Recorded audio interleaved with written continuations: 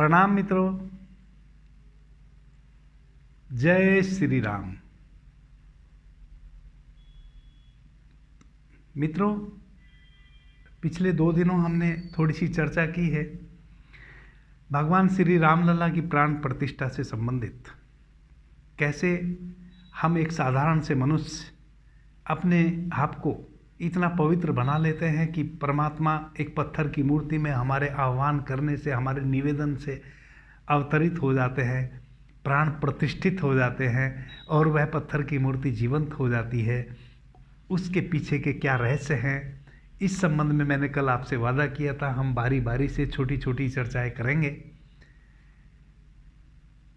कैसे हम अपने घट में परमात्मा को उतार सके, कैसे हमारे इस जीते जागते शरीर में परमात्मा का अवतरण हो, कैसे हम जब चाहें तब और जहाँ चाहें वहाँ परमात्मा के दर्शन कर लें। इस संबंध में मित्रों हम थोड़ी सी चर्चा करेंगे। सबसे पहले हम ऐसे तो अनेकों ऋषियों ने बहुत सारे रास्ते बताए हैं मित्रों, बहुत सारे घाट हैं परमात्मा तक पहुंचने के, परमात्मा को पुकारने के बहुत घाट हैं और बहुत घाटों पे हम भी बात करेंगे। मैं पीछे भी बहुत घाटों पे बात कर चुका हूं, लगभग 50-60 चर्चाएं मेरी हो चुकी हैं यूट्यूब पे। लेकिन अब हम एक नए तरीके से इस चर्चा को आगे बढ़ाते हैं। मित्रों, हम एक घाट की बात करते हैं, फिर कभी दूसरे घाट की बात करेंगे, फिर तीसरे घाट की बात करेंगे। जिसको जो रुचे, जिसको जो मौजू पड़े, उस घाट के माध्यम से पार उतर जाए। तो अभी हम बात करते हैं महर्षि पतंजलि के योग सूत्र अष्टांगिक मार्ग के। अष्टांगिक मार्ग मित्रों 8 सोपान हैं। यम, नियम, आसन, प्राणायाम, प्रत्याहार, धारणा, ध्यान और समाधि। यम 5 हैं। पहला क्या है? यम। अष्टांगिक मार्ग का पहला सोपान यम है और यम भी 5 प्रकार के हैं। अहिंसा, सत्य, अस्तेय, ब्रह्मचर्य, अपरिग्रह। तो आज का हमारा विचार, आज की हमारी चर्चा अहिंसा पे होगी। मित्रों, अहिंसा की विपरीत हिंसा। अहिंसक तो हम हैं ही। परमात्मा ने हमें अहिंसक ही बनाया है। लेकिन जैसे जैसे हम बड़े होते हैं, जैसे जैसे हम संसार की प्रक्रियाओं से आगे बढ़ते हैं, तैसे तैसे हम धीरे धीरे अहिंसक हो जाने शुरू हो जाते हैं। अहिंसा क्या है मित्रों? अहिंसा किसी की गर्दन काट देना, अहिंसा किसी का जीवन ले लेना ही नहीं है। अहिंसा के बहुत सूक्ष्म रूप हैं, बहुत सूक्ष्म रूप हैं।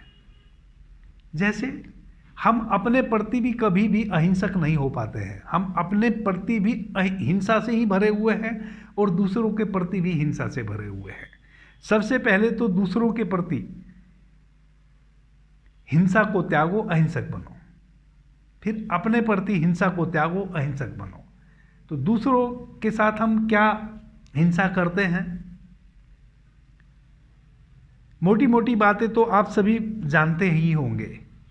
मैं उन सूक्ष्म बातों पे विचार करूंगा जिनका हमें पता भी नहीं चलता और हम हिंसा कर बैठते हैं। जैसे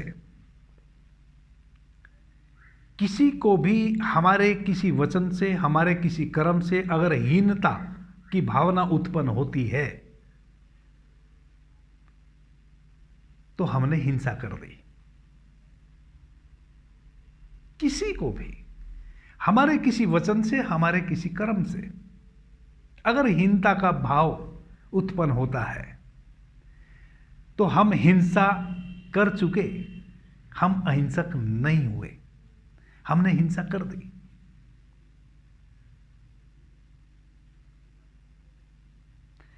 अब आप एक ये छोटा सा सूत्र बस मैंने बता दिया कि किसी को भी आपके सामने हीन ना बनना पड़े। कोई भी व्यक्ति आपके सम्मुख आके अपने आप को दीनहीन महसूस ना करे। इस बात का अगर आप ख्याल रख सकते हो तो आप अहिंसक हो गए। क्योंकि अगर आप इस बात का ख्याल नहीं रखते हैं तो सूक्ष्म तरीके से आप दूसरे के साथ हिंसा निरंतर करते ही रहेंगे, करते ही रहे हैं। और जब तक आप अहिंसक नहीं होंगे तब तक आपके लिए परमात्मा के दरवाजे कभी नहीं खुल सकते। चाहे आप कितने भी मंदिर जाओ, जहां जाओ, जो करो, उल्टे सीधे आसन करो, सर के बल खड़े हो जाओ, आग में बैठ जाओ, कुछ भी कर लो, क्योंकि जब तक हम अहिंसक नहीं होते तब तक हमारा हृदय स्थल कमलवत नहीं होता। और जब तक हमारा हृदय कमलवत नहीं होगा तब तक हमारे हृदय की पुकार परमात्मा तक नहीं पहुंचेगी। परमात्मा तक तो आवाज़ हमारी तभी पहुंचती है जब हम हमारे हृदय में इतना प्रेम हम विकसित कर लेते हैं, इतनी प्रेम की हमारे हृदय में धारा बहने लगती है कि हमारे आसपास की चीज़ें भी हमारे उस प्रेम से भरे हृदय को महसूस करने लगे, तब हमारी आवाज़ परमात्मा तक पहुंचती है, इससे पहले नहीं पहुंचती। तो महर्षि पतंजलि का योग सूत्र के अष्टांगिक मार्ग का पहला यम अहिंसा, हिंसा नहीं करना। हिंसा से हम कैसे बचें? दूसरे व्यक्ति को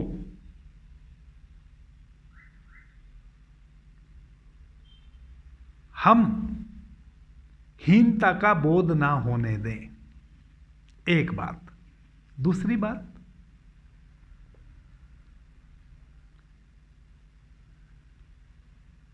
एक किसान है, खेत में फावड़ा चलाता है, खुरपी चलाता है, हल चलाता है, बहुत सारे जीव जंतु मर जाते हैं, लेकिन उसका उद्देश्य उनको मारना नहीं होता है, इसलिए उस पर कोई हिंसा का दोष नहीं लगता।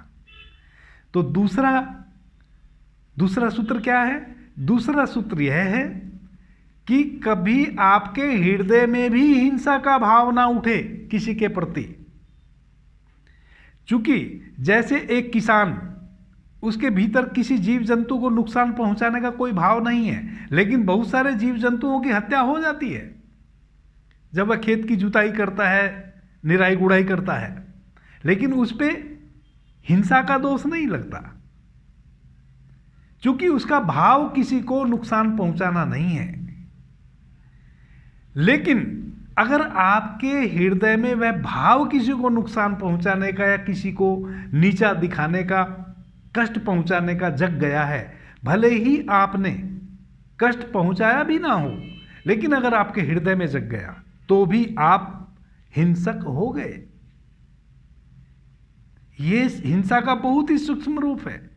हिंसा की नहीं, सिर्फ भाव है भीतर कि फला व्यक्ति के साथ ऐसा करूंगा मौका लगते ही। भले ही आप जीवन पर्यंत ना कर पाए, लेकिन आप उस हिंसा को लेके ही मरेंगे। आप हिंसा से मुक्त नहीं हुए। यह हिंसा का सूक्ष्म रूप है।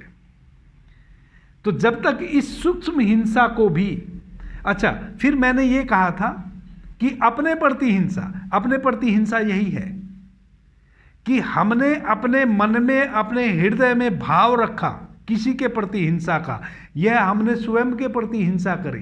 क्योंकि इस भाव को लेके ना जाने हम कितने वर्षों जिए। इस पवित्र हृदय में प्रेम की पाखें उठ सकती थी, प्रेम के पंखुड़ियां खिल सकती थी, वह ना खिलने दी हमने,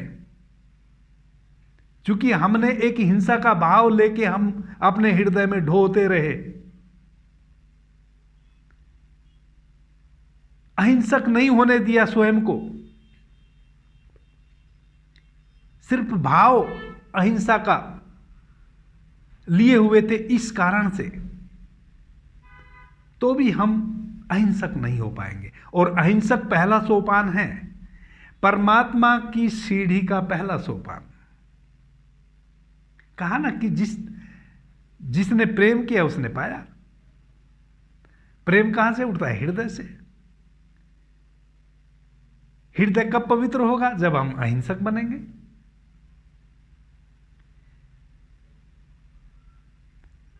तो आज के लिए यही सूत्र थे मित्रों। 2 सूत्र मैंने दिए। सामने वाले व्यक्ति को अपराध बोध ना हो, हीनता का बोध ना हो आपके वचन से या आपके कर्म से। दूसरा, आपके हृदय में भाव भी ना हो किसी को हिंसा पहुंचाने का,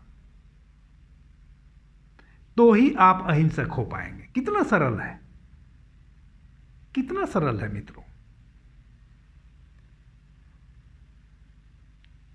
आज के लिए इतना ही। कल हम सत्य पे बात करेंगे। दूसरा जो यम है, आपने मुझे ध्यान से प्रेम से सुना, उससे मैं बहुत अनुग्रहित हूं। सभी मित्रों को मेरा प्रणाम, धन्यवाद। जय श्री राम।